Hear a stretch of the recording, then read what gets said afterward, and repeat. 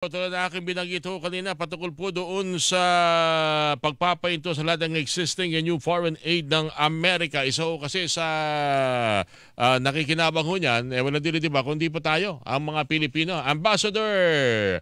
Andiyan na ba si Sir Jose Manuel Romualdez, ating pong Philippine Ambassador to the United States. Ambassador Romualdez, sir, good morning po sa inyo. Magandang umaga and good evening po dyan. Hi, good morning.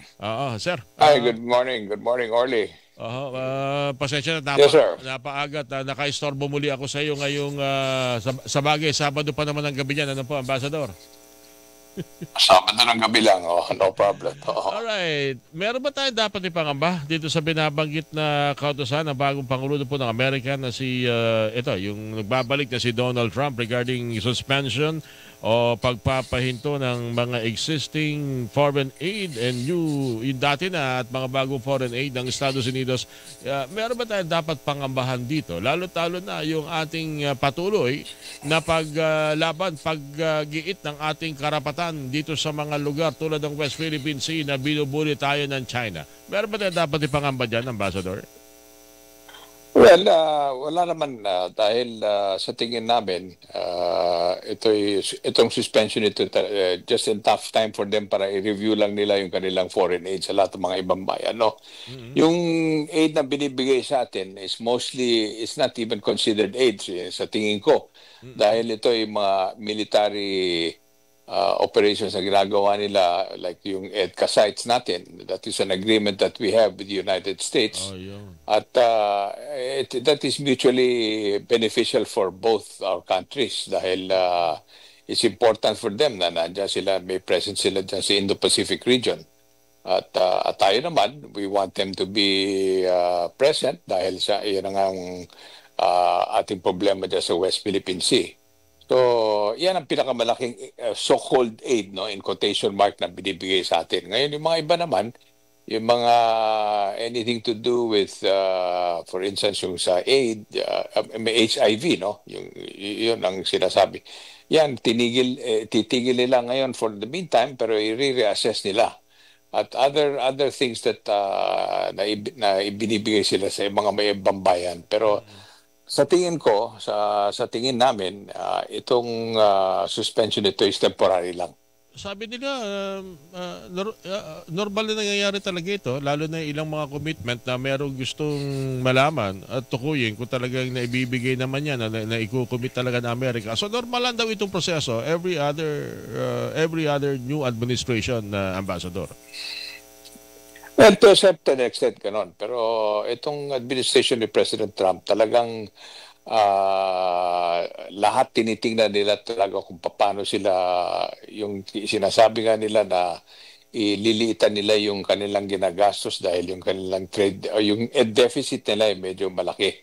At prinamis yan ni President Trump sa kanyang mga followers at saka yung voters niya na talagang he will bring down the federal spending of the government. Okay, as we speak, meron ba mga additional commitment o statement coming from yung mga counterpart ninyo dyan sa Estados Unidos sa panig ng State Department patungkol dito sa ating patuloy na pagsusulong ng kapayapaan, katahimikan, peace sa Asia-Pacific region, lalo na sa West Philippine Sea, Ambassador?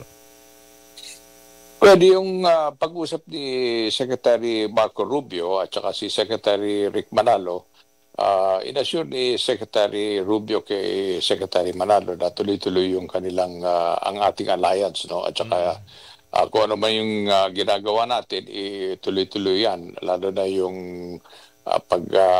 pagsusuyo sa ating military, no? So sa tingin ko, wala tayong kailangan problemahin dyan dahil as I said, talagang mutually beneficial naman yan. Hindi naman one-way street yan. It's good for both our countries.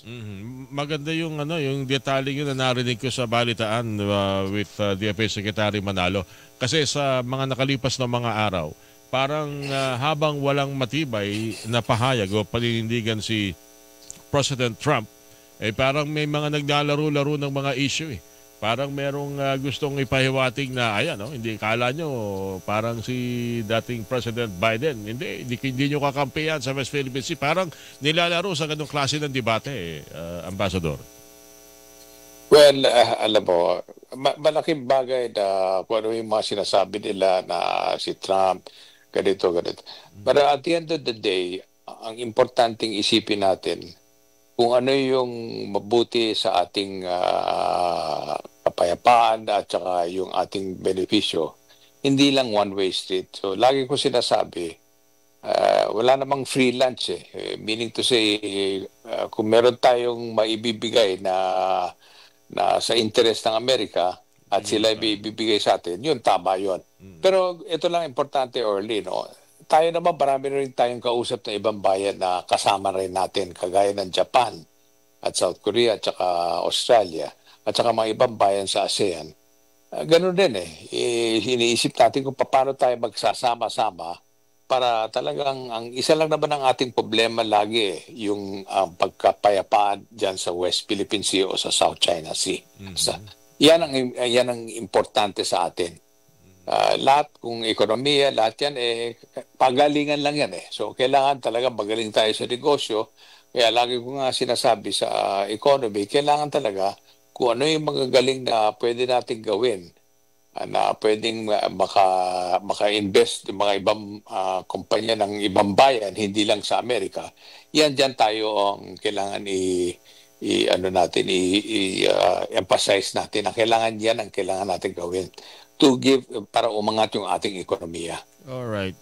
Meron bang naapektuhan sa commitment ng Amerika with other countries like the Philippines na naapektuhan dito sa kanyang stop work order na ito, Ambassador? What do you mean by anong stop work? In what sense? Ano yung... Binabanggit dito kasi, yun, yung tama, yung pagpapainto ng lahat ng existing and new foreign aid. Parang yun ang terminong ginamit nila dun eh.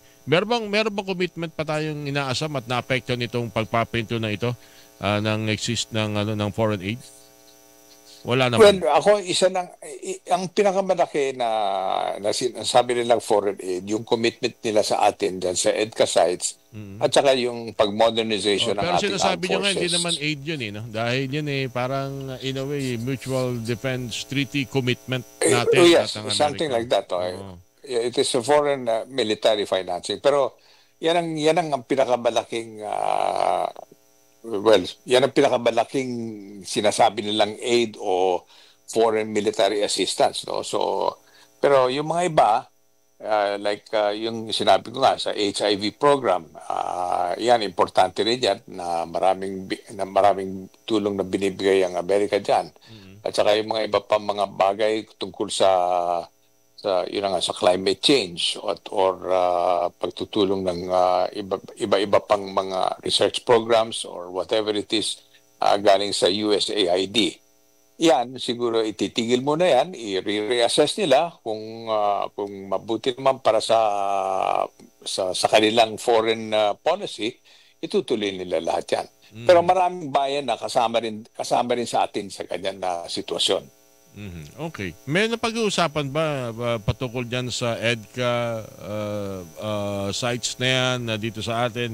May mga napag-uusapan ba ng pagpapadala ng mga additional equipment tulad noong Typhoon missile launcher na narito sa Luzon?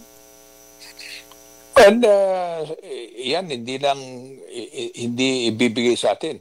Gusto natin bumili. Sinamahan ko si Secretary Teodoro, pumunta dito sa Washington DC yung isang araw at sinamahan ko siya sa White House at nag-meeting kami kay National Security Advisor ni President Trump, si Mike Waltz, no? Okay. Andun kami sa West Wing ng White House at pinag-usapan namin yan. Sinabi ni Secretary Teodoro na malaking bagay yan sa ating defense. At gusto nga natin bumili ng ganyang classic weapon para we will be able to defend ourselves. Again, kailangan iniisip natin at nasa ating pananaw na importante na pwede tayo magdepensa sa ating mga sarili na hindi natin kailangan tawagin ng Amerika para sa Mutual Defense Treaty. Kailangan naka-ready tayo. At para talagang tayo tunay na partner. Lagi ko sinasabi yan na hindi namang tayo humihingi. Gusto natin magsama-sama tayo kung yung isip natin pareho na gusto natin itigil itong unlawful na ginagawa ng China dyan sa West Philippine Sea at dahil importante rin yan para sa US because trillions and trillions of dollars at dumadaan dyan na trade. So sa kanilang mga shipment, maganda pala ang naging resulta ng pagbisita diyan with Secretary Chidoro. Definitely.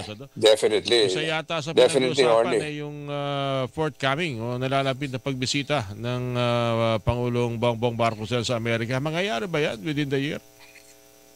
Yes, definitely. Dahil, sinabi naman ni President Trump kay President BBM, yung nag-usap sila, yung congratulate ni President Marcos si President Trump. Sinabi naman ni President Trump, magkita tayo dito sa White House pag nakaupo na ako. So, itinatrabaho natin ngayon yan kung kailan pwede. Pero siyempre, marami ring kailangan gawin din si President Trump na prinamis sa kanyang mga voters na talagang gagawin niya.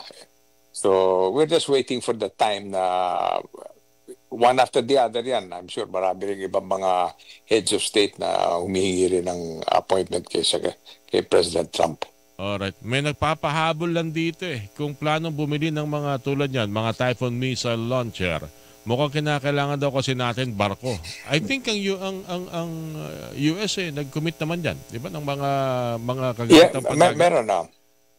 Yes, meron silang commitment yan. Pero meron ring commitment sa atin. Ang malaking commitment ang Japan. Dahil meron tayong trilateral agreement sa Japan. Meron silang commitment sa atin na kasi magagaling naman yung kanilang shipbuilding dyan sa Japan ngayon. So we're definitely getting a number of those. Okay, pangulitan na lang, Ambassador. Pinag-uusapan kasi natin itong tungkol sa mga military aid and foreign aid. Ang ating naging concern itong mga nakalipas na araw ay mga kababayan natin dyan sa Amerika. Lalo-talo na yung illegal immigrant. Ano bang situation? Ano bang ugnayan ninyo sa ating mga kapuso dyan? Meron na ho bang humingi ng tulong at nagpaparepatriate? Lalo-talo na hindi masikaso yung kanilang pagiging legal dyan sa Amerika? Well, marami na rin ang nagsabi na uuwi na lang muna sila dahil yun na nga, dahil wala silang legal path or wala silang legal status, no?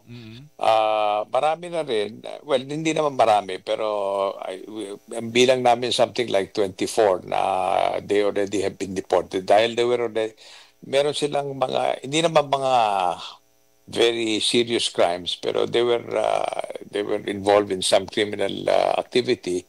They were already deported. Mga something like 24 from all over the country. Kasi kung mga Filipino worker ang pag-uusapan, may mga ilang employer ayaw din yata silang mawala lalo na pag mga Filipino worker, tumutulong sila para mabigyan sila ng legal status din pala definitely. Yan ang malaking pag-asa. Yung mga talagang nandito na at saka nagtatrabaho naman sila at nagbabayad naman sila ng buwis. Ayan, mukhang malaking chance nila na makukuha nila yung kanilang legal status, lalo na pag i-sponsor na sila ng kanilang mga employers. Alright. Nako, Ambassador, maraming salamat sa mga impormasyon yung pinagkalob sa amin ngayong umagang ito. At, anytime. Makikibalita uli kami. Ingat kayo dyan, Ambassador. Thank you po sa inyo. Good morning po. Okay, good morning to you. Maraming salamat rin, Orly. Thank you. Thank you po sa inyo. Ating Philippine Ambassador to the United States, Jose Manuel Bay Romualdez. Mga kapuso niyo po napakinggan. Thank you, sir. Walang pinoprotektahan.